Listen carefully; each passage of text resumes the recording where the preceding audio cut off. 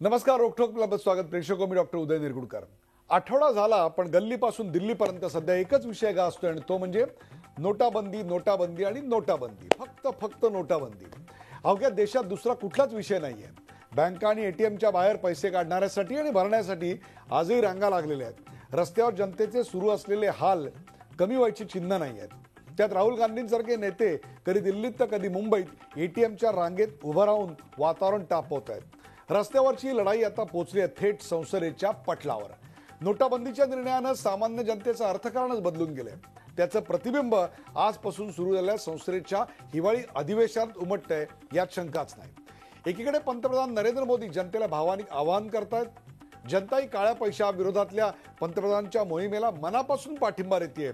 तर दुसरीकडे नोटाबंदीवरून सरकारला घेरण्याची व्यूहरचना विरोधकांनी आखली आहे. ममता बॅनर्जी यांच्या नेतृत्वाखाली संसद ते राष्ट्रपती भवन असा निषेध मोर्चा बुधवारी काढण्यात आला.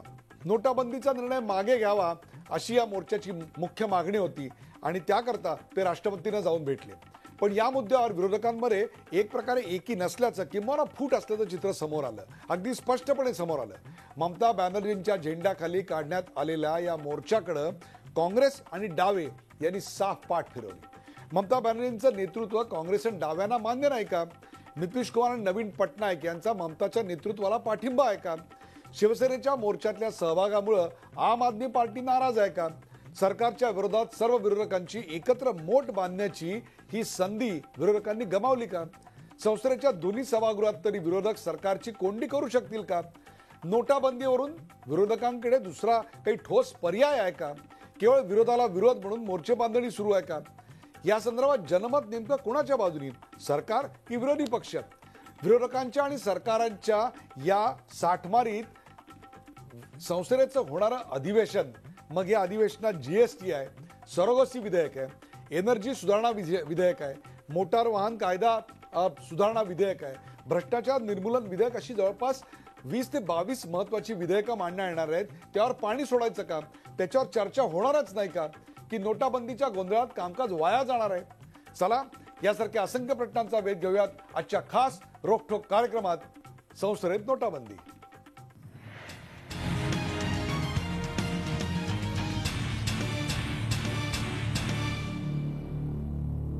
संसदेत नोटाबंदी सुरुवातीला पाहूया या विषयावरचा एक खास रिपोर्ट. नोटाबंदीमुळे देशभरात सामान्य माणसांची आर्थिक नाकेबंदी झाली आहे. त्याचे जोरदार पडसाद बुधवारपासून सुरू झालेल्या संसदेच्या हिवाळी अधिवेशनात उमटले. नोटाबंदीचा निर्णय सरकारनं मागे घ्यावा या मागणीसाठी संसद ते राष्ट्रपती भवन असा निषेध मोर्चा काढण्यात आला. पश्चिम बंगालच्या मुख्यमंत्री ममता बॅनर्जी यांच्या नेतृत्वाखालील शिष्टमंडळानं राष्ट्रपतींची भेट घेतली. या मोर्चात शिवसेना आणि आम आदमी पक्षाचे खासदारही सहभागी झाले होते. जनता ने क्या करेगा, क्या खाएगा? तो इसी के लिए हमने कहा कि आपने देश का राष्ट्रपति जी हो, कॉन्स्टिट्यूशन का कस्टोडियन हो, आप गवर्नमेंट के साथ बात करें और इसको फैसला करें, नॉर्मलसी रेस्टोर करें, नहीं तो आने वाला दिन हमारा देश बिगाड़ जाएगा. काँग्रेस आणि डाव्या पक्षाने मात्र या निषेध मोर्चाकडे पाठ फिरवल्यानं विरोधकांमध्ये एकजूट नसल्याचं स्पष्ट झालं. नोटाबंदीवरून आता संसदेमध्ये मोदी सरकारची कोंडी करण्याची व्यूहरचना काँग्रेसनं आखली आहे. त्याआधी महात्मा गांधींच्या पुतळ्यापुढे निदर्शनही करण्यात आली. पिताओं ने माताओं ने आत्महत्याएं कर ली, बरातें वापस जा रही हैं, प्राइवेट अस्पताल पैसा नहीं ले रहा, मरीजों की लाश को रिलीज नहीं कर रहा, मरीज वहां तड़प रहे हैं. ये पूरे हिंदुस्तान की कहानी है. आपको जिसकी बेटी की शादी टूट गई, जिसके बाप ने आत्महत्या कर ली, जो कतार में खड़े होकर मर गए, कोई संवेदन है? आप संवेदनहीनता से काम ले रहे हैं. कुछ लोगों को ये कष्ट हो रहा है कि प्रधानमंत्री मोदी जी की जो लड़ाई भ्रष्टाचार और काले धन पे पहले दिन से ही शुरू हुई थी, उस लड़ाई में ये बहुत महत्वपूर्ण जो कदम उठाया गया है, उस पे मैं समझता हूं पूरे सदन और हर एक राजनीतिक दल को खुशी होनी चाहिए कि इतना निर्णायक कदम देश हित में उठाया गया है. नोटाबंदीसह विरोधकांच्या सर्व मुद्द्यांना चर्चेनं उत्तर देण्याची सरकारची तयारी आहे असं पंतप्रधान नरेंद्र मोदींनी स्पष्ट केलं. सरकार का ये मत रहा है कि हर विषय के लिए चर्चा है, इसके लिए हम तैयार हैं. खुलकर के चर्चा हो इसके लिए हम तैयार हैं और उसके कारण बहुत ही अच्छे महत्वपूर्ण निर्णय के लिए अनुकूलता बनेगी। मैं आप सबका बहुत बहुत धन्यवाद करता हूं। नोटाबंदीवरून दिल्लीत राजकीय गरमागरमी सुरू झाली आहे, तर मुंबईत राहुल गांधींनी पुन्हा एकदा एटीएमच्या रांगेत उभं राहून वातावरण तापवलं। सामान्यांचा पैसा उद्योगपतींना देण्याचा घाट मोदींनी घातलाय, असा आरोप त्यांनी भिवंडीत कोर्टाबाहेर बोलताना केला। आपके जेब से पैसा निकलवाया जा रहा है और उन्हीं उद्योगपतियों को ये पैसा दिया जाएगा। आप देख लेना, लिख के ले लो मुझसे। नरेंद्र मोदी जी, आपका सबका सब पैसा उन्हीं 15-20 उद्योगपतियों को देंगे। देख लेना, 1 साल बाद आप रिकॉर्ड देख लेना, पूरा का पूरा आपका पैसा उनका कर्जा माफ करने में चला जाएगा। दिल्लीपासून गल्लीपर्यंत आणि रस्त्यापासून संसदेपर्यंत नोटाबंदीवरून असा अर्थकल्लोळ उडालाय। विरोधक सरकारची कोंडी करण्यात यशस्वी होतात की विरोधकांची विरोधाची धार बोथट करण्यात मोदी यशस्वी होतात, याकडेच आता सगळ्यांचं लक्ष लागलंय। Bureau report, Zee Media. संसदेत नोटाबंदी या विषयावरचा आपण हा रिपोर्ट पाहिला, तर त्याची चर्चा करण्यासाठी आपण आज आमंत्रित केले। आपल्या सोबत आहेत काँग्रेसचे खासदार राजीव सातव। राजीव सातवजी, या कार्यक्रमात आपलं स्वागत। आपल्याबरोबर आहेत भारतीय जनता पक्षाचे खासदार नाना पटोले। नाना पटोले, आपलंही या कार्यक्रमात स्वागत। आणि कम्युनिस्ट नेते DL Karad, doctor DL Karad हे नाशिकहून या कार्यक्रमात सहभागी होत आहेत।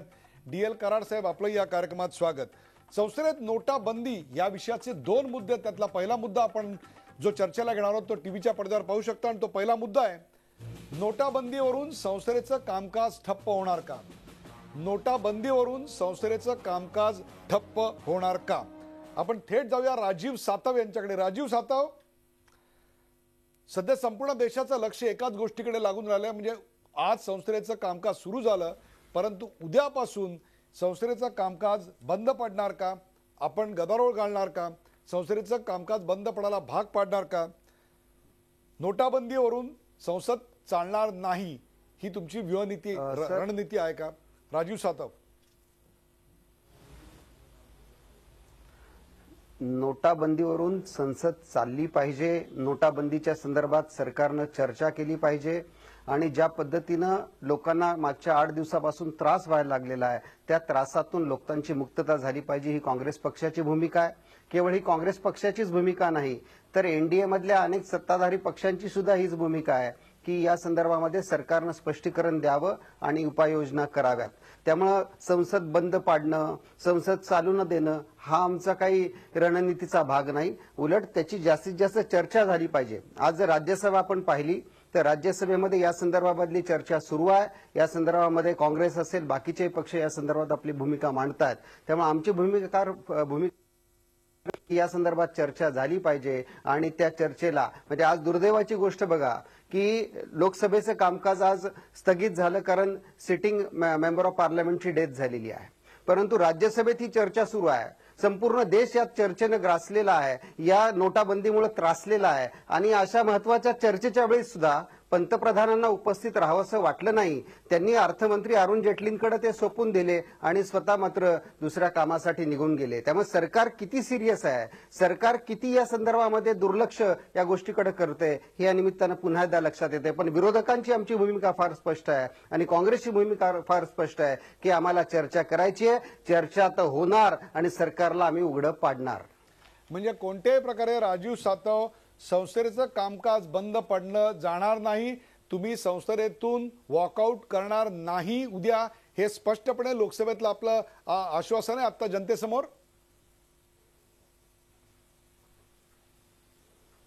निश्चितपणानं या संदर्भातली चर्चा आम्हाला करायची आहे। नुसती चर्चा नाही तर आम्हाला सरकारकडून उपाययोजना सुद्धा पाहिजेत, की नुसती भाषणं करण्यात आम्हाला इंटरेस्ट नाही, आम्हाला सरकारकडून ठोस उपाययोजना पाहिजेत, आणि हे अर्थमंत्री अरुण जेटलींकडून नाही पाहिजे, तर हा निर्णय ज्यांनी घेतला त्या पंतप्रधान नरेंद्र मोदींकडून पाहिजे। ते राज्यसभेत उपस्थित राहिले नाही, किमान उद्या लोकसभेत तरी त्यांनी उपस्थित राहिलं पाहिजे, ही आमची ठाम भूमिका आहे।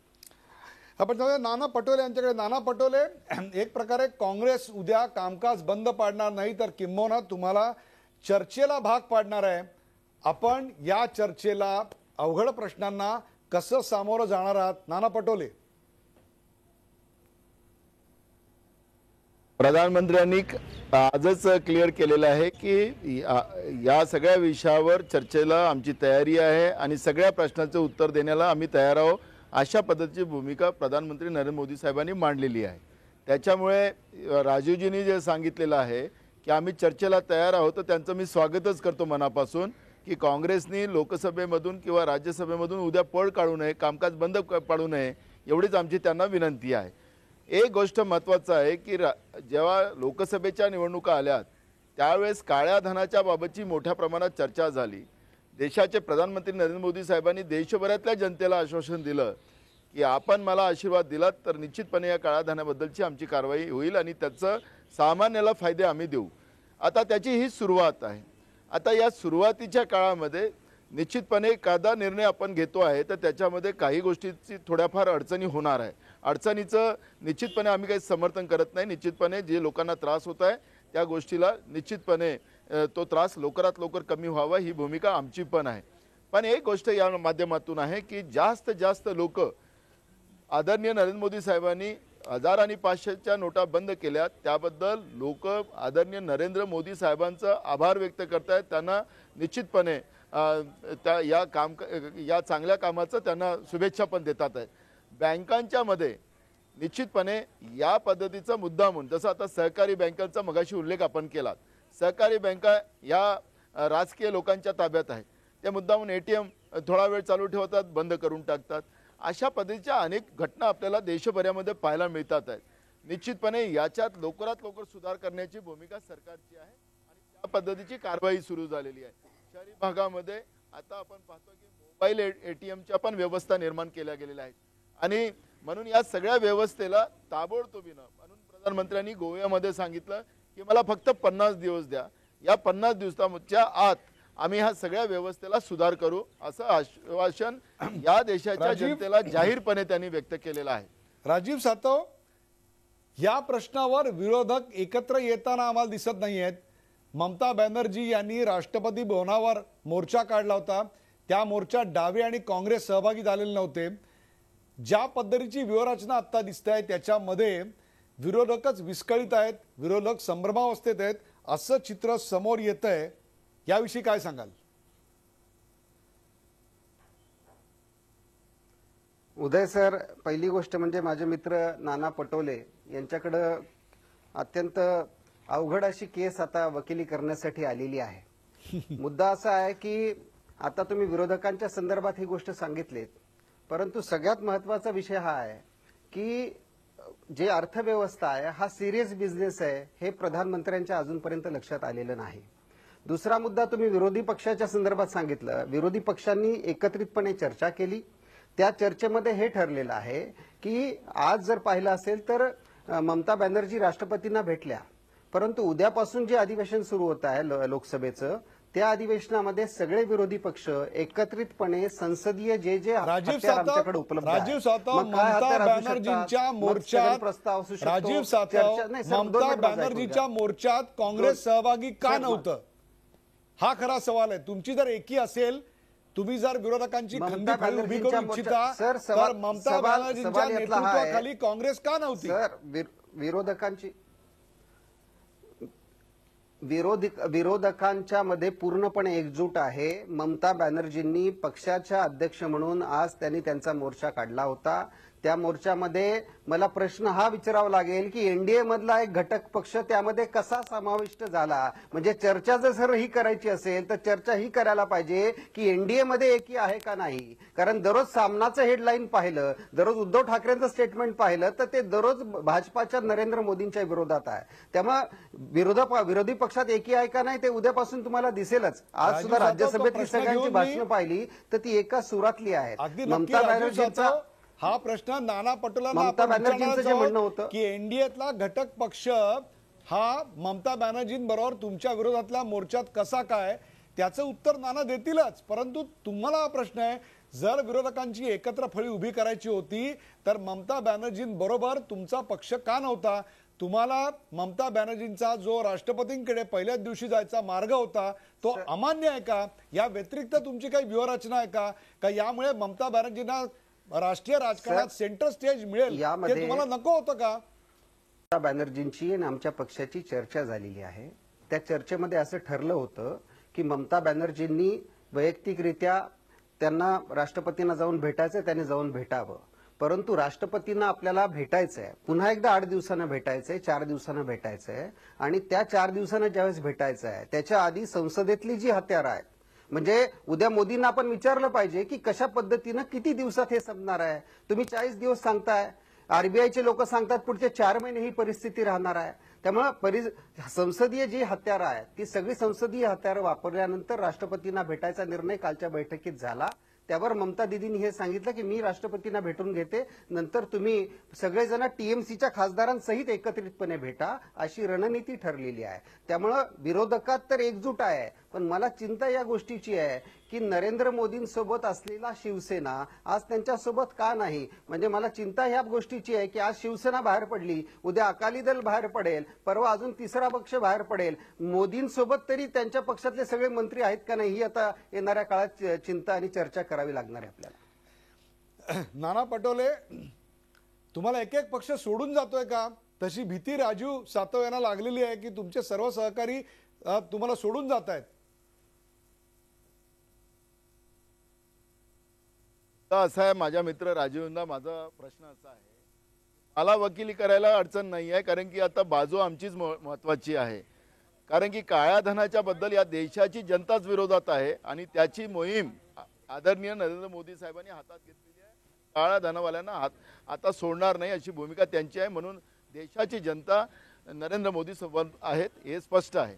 राहिलं शिवसेनेचा प्रश्न, अनंत गीते हे मंत्री आहेत केंद्रातले, अगर मंत्री समजा त्यांच्याबरोबर गेले असते तर बघ आपला राजीवजी हा मुद्दा योग्य राहिला असता. दुसरा महत्त्वाचा मुद्दा असा आहे की तुम्ही जे सांगतात की सपुआमध्ये जो अनुभव तुमचा होता की एक एक सोडून चालले होते तुम्हाला आणि आताही सगळ्यांनी सोडलेलं तुम्हाला आहे, तो तुमचा अनुभव सांगतात. एनडीएमध्ये असा कुठलाही प्रकार नाही आणि आमचे जे घटक पक्ष आहेत त्या आमच्यासोबत प्रामाणिकपणे आहेत, याच्यामधलं कुठलंही दुमत नाही. शिवसेनेचं जे आता जी पद्धत आहे महाराष्ट्रामध्ये आपण पाहतोय की ते तिकडे सत्तेत आहे तर तिकडे ओरडत राहतात, त्यामुळे तो त्यांचा भाग आहे. पण अनंत गीते गेलेत का? आज नाही गेलेत. राजीव सातव, मंत्री गेले नाहीत त्यामुळे ते आमच्या विरोधात नाहीत असं म्हणतायत. राजीव सातव. उदय सर, मग नाना पटोले शिवसेनेच्या म्हणजे नरेंद्र मोदी हे अनंत गीतेंचा राजीनामा घेणार का? कारण 18 पैकी 17 लोक तर त्या मोर्चात गेले, फक्त अनंत गीतेच उरले. म्हणजे आधे उधर नाही, पुरे ममता बॅनर्जी के साथ गए, बाकी बचे अनंत गीते.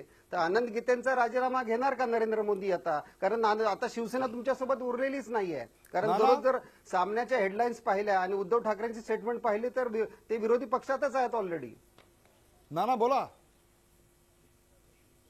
बरोबर आहे, तुम्ही विरोधी पक्षाची भूमिका बरोबर निभवत नाही म्हणून उद्धव ठाकरे करतात आहेत. कॅबिनेटमध्ये अनंत गीते आहेत आणि अनंत गीते हे कॅबिनेटमध्ये आहेत.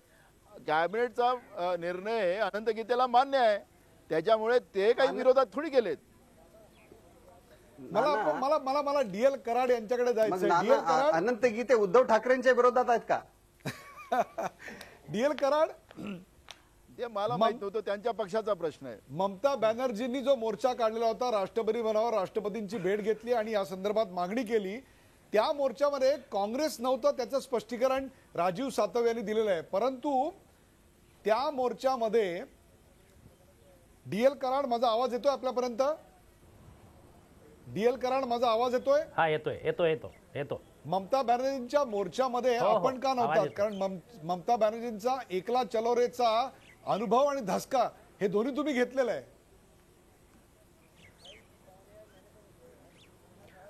उदयजी, मार्क्सवादी कम्युनिस्ट पक्ष आणि डाव्या पक्षाची प्रश्नाकडे बघण्याची दृष्टी थोडी इतर पक्षापेक्षा थोडीशी वेगळी असते. आणि कालच आमच्या पक्षाचे general secretary comrade Sitaram Yechury यांनी जाहीर केलं की हा काळ्या पैशाचा प्रश्न महत्त्वाचा आहे. जनतेला खूप हाल अपेष्टा सहन कराव्या लागतात आणि जनतेचे हाल संपवण्यासाठी ताबडतोब सरकारने हस्तक्षेप केला पाहिजे. ही मागणी घेऊन आमचा पक्ष संसदेमध्ये भूमिका मांडणार आहे. त्याचबरोबर आमच्या पक्षाने संबंध देशभरामध्ये ह्या प्रश्नावरच्या आंदोलनाची सुद्धा हाक दिलेली आहे. आज राज्यामध्ये आणि देशामध्ये अनेक ठिकाणी या प्रश्नावर आमचे कार्यकर्ते रस्त्यावर उतरलेले आहेत. मुद्दा हा आहे की डावे पक्ष तृणमूल बरोबर गेले नाही, हा महत्त्वाचा मुद्दा नाही आहे. संसदेमध्ये सगळ्याच विरोधी पक्षांनी एकत्र येऊन जनतेच्या सुखदुःखाची चर्चा घडवून आणणं आणि जनतेला दिलासा मिळवून देणं हे मुख्य जबाबदारी विरोधी पक्षाची आहे आणि ती जबाबदारी निश्चितपणे मार्क्सवादी कम्युनिस्ट पक्ष पार पाडणारे याबद्दल तुम्हालाही विश्वास आहे. आवाज डीएल कराड, जनतेचा आवाज विरोधी पक्षांनी मांडला पाहिजे, सरकारला धारेवर धरलं पाहिजे, त्यांना कोंडीत पकडलं पाहिजे, संसदीय आयुध आहेत ती सगळी वापरली पाहिजे, याविषयी काही शंकाच नाहीये. परंतु विरोधी पक्ष आज आम्हाला एकत्र अखंड असा दिसत नाहीये. ममता बॅनर्जींच्या नेतृत्वाखाली काँग्रेस यायला तयार नाही, डावे यायला तयार नाही, शिवसेना आली म्हणून आम आदमी पक्ष नाराज आहे, विरोधी पक्षच विस्कळीत आहेत, काँग्रेसची वेगळी मोठ आहे. त्यामुळे विरोधी पक्षांचा एकत्र असा दबाव सरकारवर पडणार आहे का? आपण म्हणताय जनतेचा आवाज उठवला पाहिजे, मग ममता बॅनर्जी कोणाचा आवाज उठवत होत्या? मग जर त्या विरोधी पक्ष म्हणून जनतेचा आवाज उठवत होत्या तर मग आपण त्यांच्याबरोबर का नव्हतात? आपले राजकीय मतभेद देशहिताच्या आड आले. डीएल कराड, हे बघा, राजकीय मतभेद देशहिताच्या आड येण्याचा प्रश्न येत नाहीये. प्रत्येक राजकीय पक्षाची वेगळी भूमिका आहे, वेगळं अस्तित्व आहे. तृणमूल काँग्रेसनी त्यांच्या पद्धतीनं त्यांचे प्रश्न मांडलेले आहेत, काँग्रेस काँग्रेसच्या पद्धतीनं मांडेल, डावे पक्ष डाव्या पक्षाच्या पद्धतीनं मांडतील. याचा अर्थ वेगळ्या पद्धतीनं प्रश्न मांडले किंवा वेगळ्या प्रकारच्या कृती केल्या म्हणजे त्यांच्यामध्ये एकजूट नाही असा होत नाही. प्रश्नावर समान भूमिका आहे की नाही आणि एकत्रितपणे सगळे विरोधी पक्ष जनतेचा प्रश्न सरकारसमोर मांडतायत की नाही हा महत्त्वाचा मुद्दा आहे. आणि मला असं वाटतं की काँग्रेस असेल, डावे पक्ष असेल, तृणमूल काँग्रेस असेल, आप असेल, ह्या सगळ्या पक्षांनी एकत्रितपणे जनतेच्या हाल अपेक्षा ह्या सरकारच्या लक्षात आणून देण्याचं काम केलेलं आहे, हे आपण लक्षात घेतलं पाहिजे. पक्षाच्या वेगळ्या काम करण्याच्या पद्धतीत तर वेगळ्या कृती होत हे लोकशाहीमध्ये अपेक्षित आहे. तुम्ही जी पळवाट शोधताय त्याच्यावर तुम्हाला एक दाखला देतो. आता समाजवादी पक्षाचे नेते अखिलेश यादव, उत्तर प्रदेशचे मुख्यमंत्री, त्यांचं असं विधान आहे, जगभरात मंदी आलेली असताना काळ्या पैशामुळेच भारत तरला. म्हणजे एक प्रकारे काळ्या पैशाच्या अर्थव्यवस्थेचं ते समर्थन करतायत. असं असताना सर्व विरोधी पक्ष एकाच पातळीवर आहेत, एकाच भूमिकेवर आहेत, असं आपण कसं म्हणणार आहात? एका ब्रेक नंतरची चर्चा करूया. कुठे जाऊ नका, पात्रा जी24 तास आपण पाहताय संसदेत नोटाबंदी.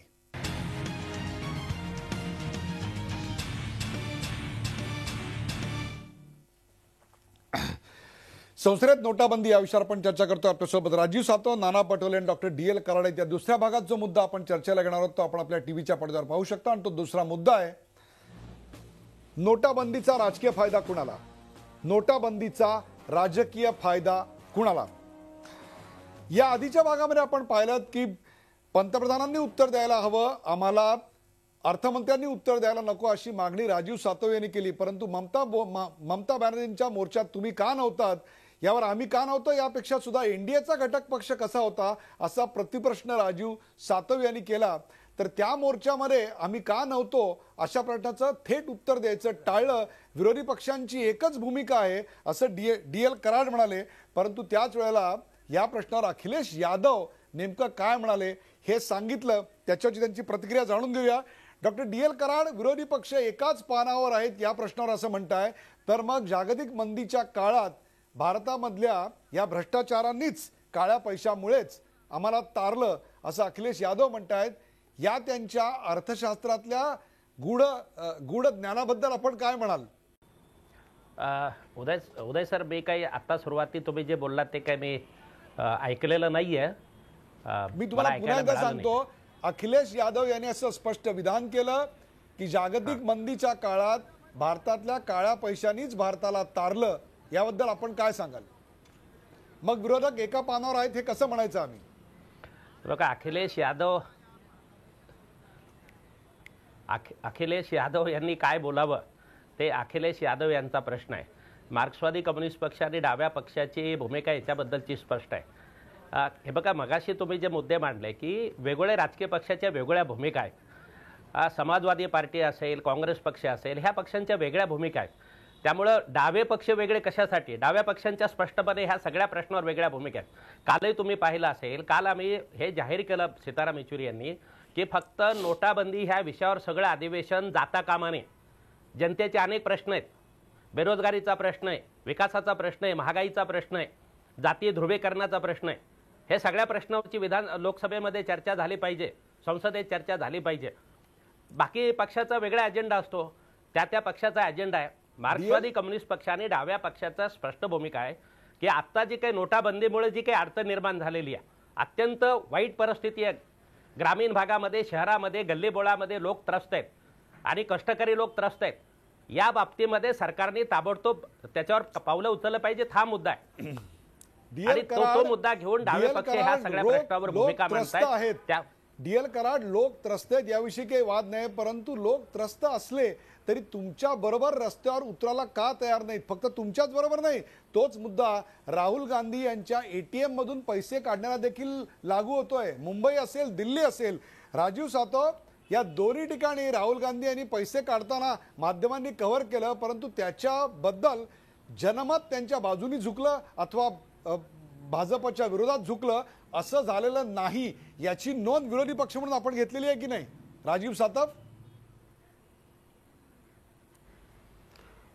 उदय सर, जनमत, मत हा विषय सध्या महत्वाचा आमच्या दृष्टीनं नाही. आमच्या दृष्टीनं सगळ्यात महत्वाचा विषय हा आहे की दीपकभाई शहाचा मृत्यू झाला, दिगंबर मारिबा कसबे यांचा नांदेडमध्ये मृत्यू झाला आणि विश्वनाथ वर्तक यांचा मुलुंडमध्ये मृत्यू झाला. का मृत्यू झाला माहिती आहे?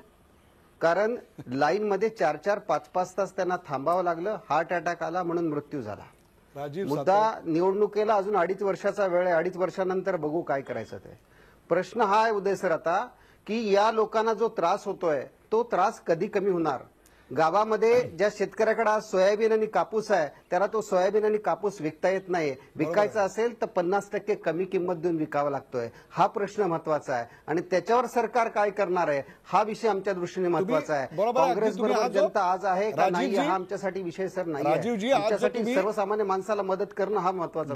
ग्रामीण भारताचा जो मुद्दा मांडला तो अत्यंत योग्य, विशेषतः कापूस आणि सोयाबीनचा योग्य आहे. परंतु ज्या मृत्यूंचा आपण उल्लेख केलात, विशेषतः मुलुंडच्या एका मृत्यूचा आपण उल्लेख केलात, त्याची पूर्ण माहिती घेऊन त्या कुटुंबाशी आमच्या प्रतिनिधींनी त्या घटना घडली त्यावेळेला संपर्क साधल्यानंतर त्यांच्या कुटुंबाची अशी कुठलीही मागणी नाही किंवा असं कुठलंही म्हणणं नाही की नोटाबंदी प्रकरणामुळे त्यांच्या घरातला मृत्यू झाला. ते वृद्ध होते हे त्यातलं अधिक सत्य, हे आपण लक्षात घ्या. आपल्या कार्यकर्त्यांनी दिलेली माहिती कदाचित पूर्णपणे सत्य असणार नाही, परंतु just to bring all the जे सगळे विरोधक आहेत त्यांच्यासाठी एक कॉमन प्लॅटफॉर्म म्हणून मी तुम्हाला प्रश्न विचारतोय की ही नोटाबंदी हा निर्णय सरकारनं मागे घ्यावा अशी तुमची सर्व विरोधकांची मागणी आहे का? आता कुठल्या मागणीवर तुम्ही एकत्र येणार आहात राजीव सातव? उदय सर, सरकारनं नोटाबंदीचा निर्णय घेतला.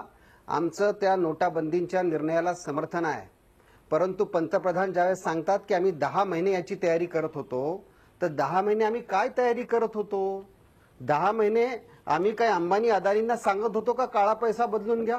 10 महिने आम्ही बीजेपीच्या कार्यकर्त्यांना सांगत होतो का की पैसे व्यवस्थित बदलून घ्या?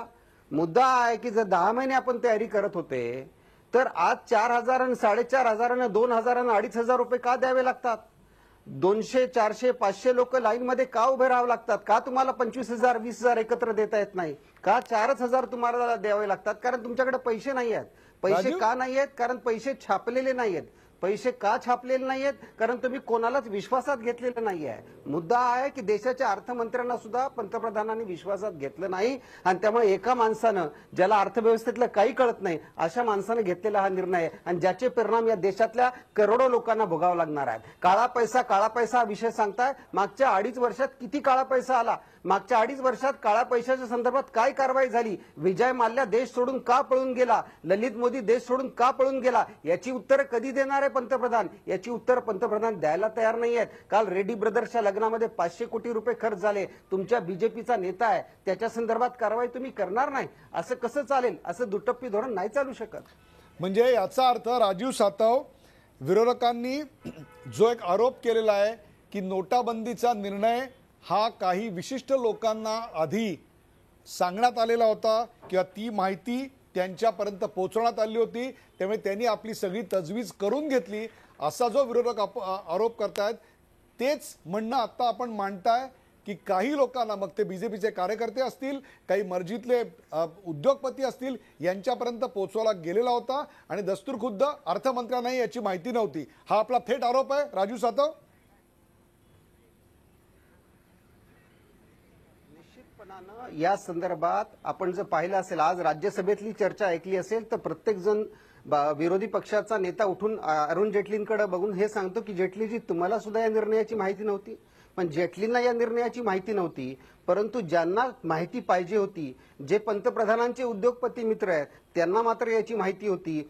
उदयजी, बँकेमधले फिगर आपण काढून पहा. नेहमी दिवाळीच्या आसपास बँकेमध्ये डिपॉझिट कमी असतं. यावेळेस पहिल्यांदा अशी परिस्थिती आहे की तुम्हाला दिवाळीच्या आसपास बँकेमध्ये खूप डिपॉझिट दिसेल आणि मोठ्या मोठ्या व्यक्तींचे डिपॉझिट दिसतील.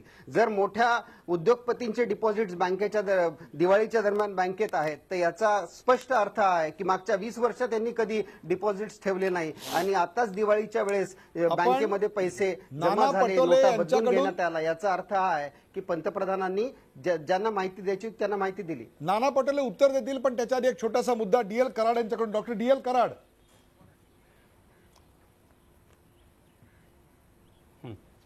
हे बघा, पहिला मुद्दा की ही 1000 आणि 500 रुपयाच्या नोटावर बंदी येणार हे कोणालाच माहीत नव्हतं आणि अत्यंत गुप्ततेने ह्या सगळा निर्णय झालेला आहे हे म्हणणं काही खरं नाही आहे. पहिली गोष्ट लक्षात घ्या की 26 ऑक्टोबरच्या दैनिक जागरण ह्या वर्तमानपत्रामध्ये 500 रुपयाच्या आणि 1000 रुपयाच्या नोटा बंद होणार ही बातमी छापून आलेली आहे. त्याचबरोबर 22 ऑक्टोबरला स्वतः पंतप्रधानांनी वडोदरा इथं जे भाषण केलं त्या भाषणामध्ये सुद्धा 500 आणि 1000च्या नोटा ह्या काळ्या पैसा आहे आणि म्हणून त्याच्या बाबतीमध्ये कठोर कारवाई करावी लागेल असं सुतोवाच त्यांनी केलेलं आहे. एप्रिल महिन्यामध्ये गुजराती वर्तमानपत्रामध्ये 500 आणि 1000च्या नोटा रद्द होणार या पद्धतीच्या बातम्या छापून आलेल्या आहेत. आपण लक्षात ठेवा की ही बातमी काही गुप्त राहिलेली नाही आहे. भारतीय जनता पार्टीच्या जवळच्या लोकांना, या देशातल्या मोठमोठ्या उद्योगपतींना, मोठमोठ्या व्यापाऱ्यांना 1000-500च्या नोटा रद्द होणार याची आगाऊ कल्पना होती आणि म्हणूनच सप्टेंबरमध्ये मोठ्या प्रमाणावर डिपॉझिट्स बँकामध्ये जमा झालेले आहेत. 1 लाख कोटी रुपयापेक्षा जास्त डिपॉझिट हे एका महिन्यामध्ये जमा झालेले आहेत हे आपण लक्षात घेतलं पाहिजे. त्यामुळे निश्चितपणे भारतीय जनता पार्टीच्या पंतप्रधान असलेले मोदी साहेबांनी हा काही फार मोकळ्या मनाने निर्णय घेतलेला अशातला भाग नाही आहे. काही हे बघा, ब्युरोक्रेसीमध्ये असे लोक असतात, हे सगळ्या गोष्टी माहिती बाहेर देणारे लोक असतात आणि त्याचा फायदा भारतीय जनता पार्टीच्या जवळच्या लोकांना झालेला आहे ही वस्तुस्थिती आहे.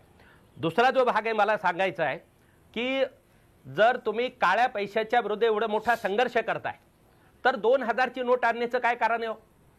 आपण जगभरामध्ये कुठल्याही अर्थव्यवस्थेमध्ये पहा की ह्या मोठ्या नोटा ह्या अत्यंत कमी प्रमाणात आहेत. तुम्ही जपानमध्ये पहा, जर्मनीमध्ये पहा, अमेरिकेमध्ये पहा, इंग्लंडमध्ये पहा. आपल्या देशामध्ये 1000ची नोट रद्द करायची आणि 2000ची नोट आणायची याच्या मागचा काय तर्क आहे? मला असं वाटतं की मोदींचा हा फक्त काळ्या पैशाच्या विरोधातलं युद्ध नाहीये, याच्या मागे पॉलिटिकल मोटिव्ह आहे, राजकीय हेतू आहे. आणि राजकीय हेतू आहे काय तो समजला पाहिजे. राजकीय हेतू असा आहे, मागच्या 2.25 वर्षामध्ये, मला हा मुद्दा पूर्ण करू द्यात कृपा करून, मागच्या 2.25 वर्षामध्ये निवडणुकीच्या वेळेला मोदी साहेबांनी जी काही आश्वासनं दिली होती, आपण एक लक्षात घ्या, 100 दिवसामध्ये परदेशी काळा पैसा आणून लोकांच्या खात्यावर टाकण्याचं आश्वासन, FDI येऊ देणार नाही हे आश्वासन, रॉबर्ट वड्रा आणि सोनिया गांधींना जेलमध्ये टाकण्याचं आश्वासन, महागाई कमी करण्याचं आश्वासन, रुपया मजबूत करण्याचं आश्वासन, पेट्रोल डिझेलच्या किमती कमी करण्याचं आश्वासन, शेतकऱ्याचं कर्ज माफ करण्याचं आश्वासन, 1 सैनिक मारला तर 10 सैनिकांचे मुडगे पाकिस्तानी सैनिकाचे घेऊन येऊ अशा पद्धतीचं आश्वासन. आणि ह्याच्या पलीकडे जाऊन भारतीय जनता पार्टीच्या मागे असलेला जो जनसमुदाय, राम मंदिराबद्दल आश्वासन दिलं होतं, 1 वर्षामध्ये राम मंदिर आम्ही उभं करू, 370 कलम हटवू, गायीची आम्ही रक्षा करू, बीफ बंद करू. हे कुठल्या आश्वासनं ते पार पाडू शकलेले आहेत? कुठलंही काही करू शकलेलं नाही. मेक इन इंडिया बोलले, स्किल इंडिया बोलले, स्टार्टअप इंडिया बोलले, स्टँडअप इंडिया बोलले. आपण बघा याच्यातलं काही ग्राउंडवर बनताना दिसत नाहीये. आणि म्हणून मोदींची एक गरज होती DL कराड साहेब, आपल्याला असं म्हणायचं आहे, निवडणुकीच्या काळात दिलेली आश्वासनं, धमाका करा, DL कराड साहेब, निवडणुकीच्या काळात दिलेली आश्वासनं पूर्ण झाली नाहीत म्हणून ही धुळफेक आहे असा आपला मुद्दा आहे. या सगळ्याची उत्तरं नानांकडून आपण घेणार आहोत. परंतु DL कराड, आपल्याला एक छोटासा प्रश्न असा आहे की ज्या 2 वृत्तपत्रांचा आपण उल्लेख केलात दैनिक जागरण आणि त्यातलं एक दुसरं गुजराती वृत्तपत्र होतं. इतकी प्रचंड महत्वाची बातमी की जी गेले 8 दिवस प्रत्येक वृत्तपत्राची आणि प्रत्येक वृत्तवाहिनीची हेडलाईन आहे. इतक्या प्रचंड माहितीचा जर स्रोत त्यांच्याकडे आधी असेल तर मग त्यांनी त्या बातमीचा 8 कॉलमी हेडलाईन फ्रंट पेजवर मथळा केलेला होता. काही बातमी कुठेतरी 4थ्या किंवा 5व्या पानावर छोटीशी छापलेली होती. नेमकं यातलं सत्य काय होतं असं वाटतं आपल्याला? तीन कॉलमच्या बातम्या, मी स्वतः त्या बातम्या वाचलेल्या आहेत. 3 कॉलमच्या बातम्या आहेत आणि ठळकपणे लक्षात येतील या पद्धतीने त्या बातम्या छापलेल्या आहेत. मला फक्त एकच तुम्हाला प्रश्न विचारायचा आहे, मग आपण नानांकडनं उत्तर घेऊ. अशा प्रकारची बातमी ज्याच्यामुळे आर्थिक उलथापालथ अर्थकल्लोळ इतक्या मोठ्या प्रमाणावर होईल, याचा जर पक्का सोर्स उपलब्ध असता तर एखाद्या संपादकानं ती बातमी फ्रंट पेजवर किमान 5 कॉलमी मथळा घेऊन केली असती का नसती? काही आतल्या पानावर कुठेतरी 4थ्या 5व्या पानावर 3 कॉलमी टाकली असती. आपण काय सांगाल DL कराड?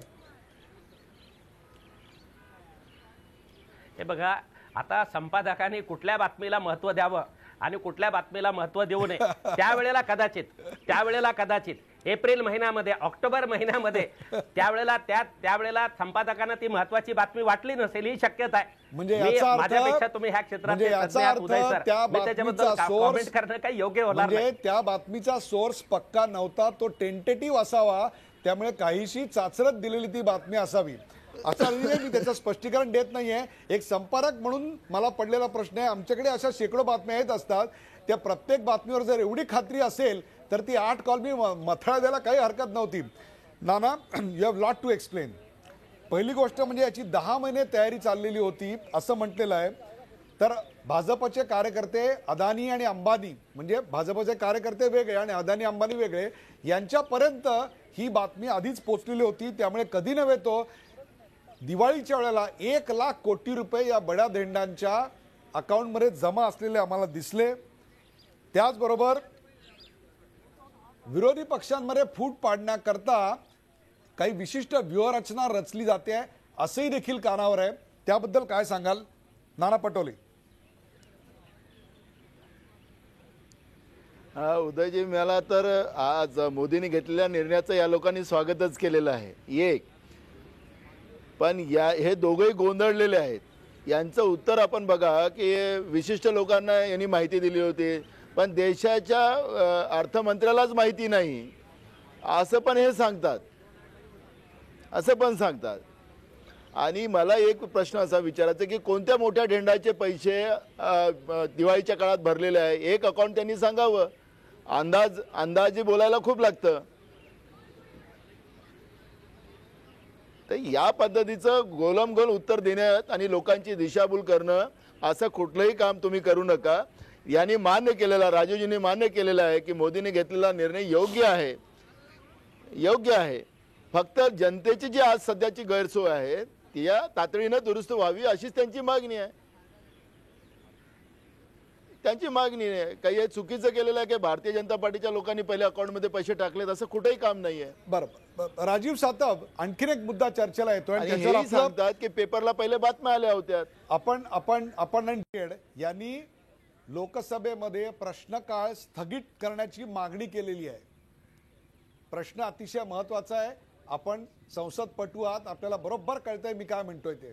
प्रश्नकाळ स्थगित ठेवण्याची मागणी ही तृणमूल काँग्रेसने केलेली आहे. याला काँग्रेसने अजून उघडपणे पाठिंबा का दिलेला नाही? जर सर्व विरोधी पक्षांची मोठ तुम्हाला बांधायची आहे तर why do not with Trinamool Congress? Uday sir, हा एकत्रित ठरलेला सगळ्या विरोधी पक्षांची चर्चा होऊन झालेला निर्णय आहे. आम्ही सुद्धा उद्या स्थगन प्रस्तावाच्या मार्फत या संदर्भामध्ये प्रश्नोत्तराचा तास स्थगित करावा ही मागणी करणार आहोत. त्याच्यामुळे तो वेगळा निर्णय नाहीच आहे. पहिली गोष्ट, हे गोष्ट मनातून काढा सर. शिवसेना आमच्या सोबत का आली याची चर्चा जास्त करणं आवश्यक आहे सर. तुम्ही सांगताय स्थगन प्रस्तावाला तुम्ही पाठिंबा का देत नाही आहात आणि का देताय? आम्ही स्थगन प्रस्ताव आम्ही स्वतःच मांडणार आहोत. तृणमूल काँग्रेस मानणार आहे, माकप मानणार आहे, सगळेच मानणार आहेत. त्याच्यामुळे तो प्रश्नच नाहीये. मुद्दा हा आहे की शिवसेना यांच्या विरोधात दररोज बोलते आणि तरी भाजपवाले आपले सहन करतायत. त्यांना सहनही होत नाही, सांगता येत नाही असा तो कार्यक्रम झाला. पहिला मुद्दा. आणि दुसरा सर, मागच्या 2 वर्षामध्ये 1.25 लाख कोटी रुपयाचं कर्ज या लोकांनी माफ केलं. 1.25 लाख कोटी रुपयाचं. पण कोणाचं? मोठ्या मोठ्या उद्योगपतींचं. आजचं सुद्धा डीएनए मध्ये आलेली बातमी आहे सर, आणि आता उदय सर डीएनए मधली बातमी मी मेन्शन केलीच पाहिजे. आणि त्यामध्ये बातमीत काय आलंय सर? किंगफिशर एअरलाईन्सचे 1201 कोटी रुपये यांनी पे ऑफ केले. केएस ऑइलचे 596 कोटी रुपये माफ केले. सूर्या फार्मास्युटिकलचे 526 कोटी माफ केले. सांगायचा मुद्दा हा आहे की हे सगळे जण हे अत्यंत गरीब लोक आहेत, हे अत्यंत कष्ट करणारे शेतामध्ये राहणारे लोक आहेत. आणि जो लाईनीमध्ये जो शेतकरी उभा आहे त्याच्याकडे काळा धन आहे, त्यानं मोठा स्कॅम केलेला आहे, आणि त्याच्यामुळे त्याला लाईनीत आम्ही उभं केलेलं आहे असं मोदी साहेबांचं मत आहे. आणि असं जर मोदी साहेबांचं मत असेल तर त्यांना लखलाभ राहो. नाना पटोले, एक बघा की आता राजीवजींनी सांगितलं की आम्ही उद्या स्थगन आणून प्रश्नोत्तराचा काळ संपवून सरळ चर्चा करायला मागणी करतो. प्रश्नोत्तराचा तास हा कोणाचा व्यक्तिगत आहे का? या देशाच्या जनतेचे प्रश्न प्रश्नोत्तराच्या काळामध्ये येतात. यांना खरंच जनतेची चिंता असेल तर यांनी प्रश्नोत्तराचा तास रद्द करायची भूमिका घेतली नाही पाहिजे. एक. दुसरं, मोदी साहेबांचं स्पष्ट मत आहे, मैं न खाऊंगा ना खाणे दूंगा. त्याच्यामुळे कोण अंबानी आहे, कोण अदानी आहे आणि कोण विजय मल्ल्या आहे याचं काही सोडसुतूक नाही. या देशाच्या जनतेचा पैसा जनतेच्यासाठी खर्च व्हावा ही भूमिका देशाच्या प्रधानमंत्र्याची आहे. मोठा असो की छोटा असो, ज्यांनी या देशाची भ्रष्टाचाराच्या माध्यमातून बेईमानी केली त्याला सोडणार नाही ही भूमिका प्रधानमंत्र्याची आहे. आणि त्याच्यामुळे विरोधी पक्षाची भूमिका जी आहे ती एकात एक नाही, वेगळं वेगळं सगळ्यांचे म्हणणं आहे. ते आपली आपली पोळी शेकायचा जो प्रयत्न करताय आणि या देशाच्या लोकांचं या माध्यमातून अहित करण्याचा जो विरोधी पक्ष भूमिका घेत आहे, या देशाची जनता तुम्हाला कधी माफ करू शकणार नाही. राजीव सातव आणि DL कराड कार्यक्रमाच्या वेळेची मर्यादा लक्षात घेता अत्यंत थोडक्यात, आत्ता जो लोकांना त्रास होतोय तो त्रास कमी होण्याकरता आपण संसदेच्या पटलावर सकारात्मक चर्चा करून काय 2 सूचना या सरकारला करू इच्छिता? राजीव सातव.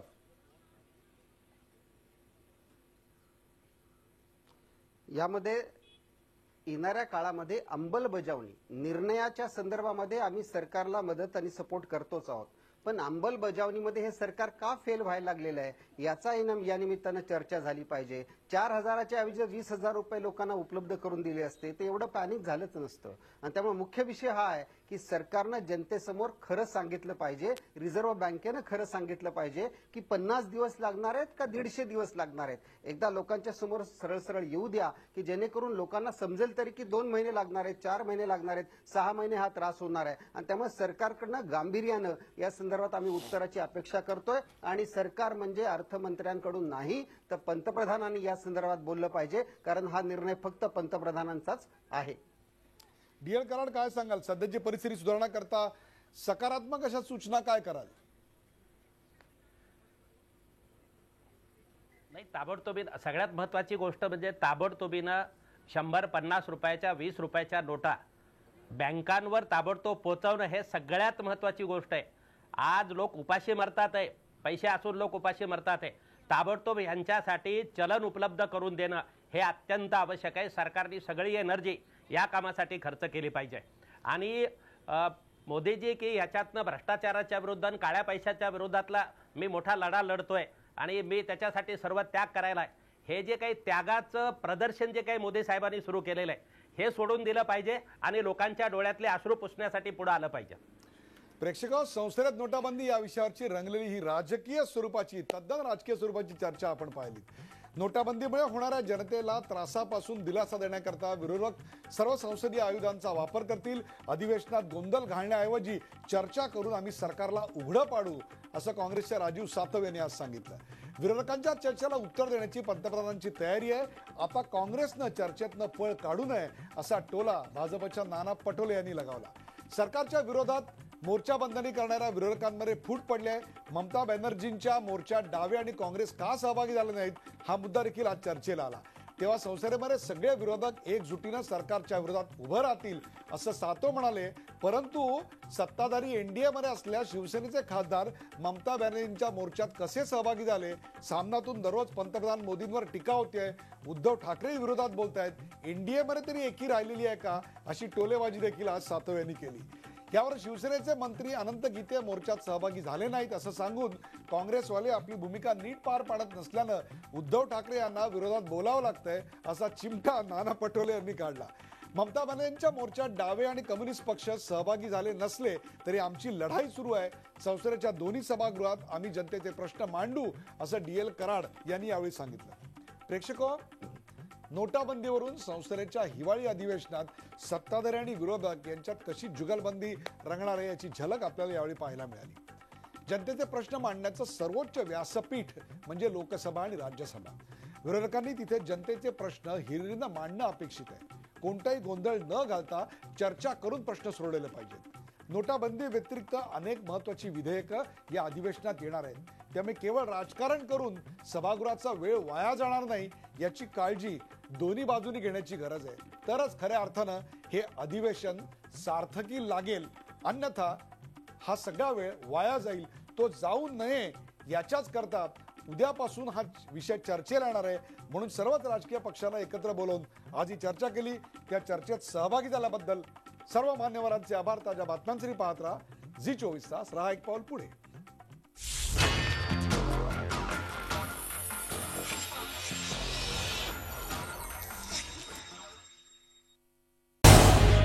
झी 24 तास रहा एक पाऊल पुढे.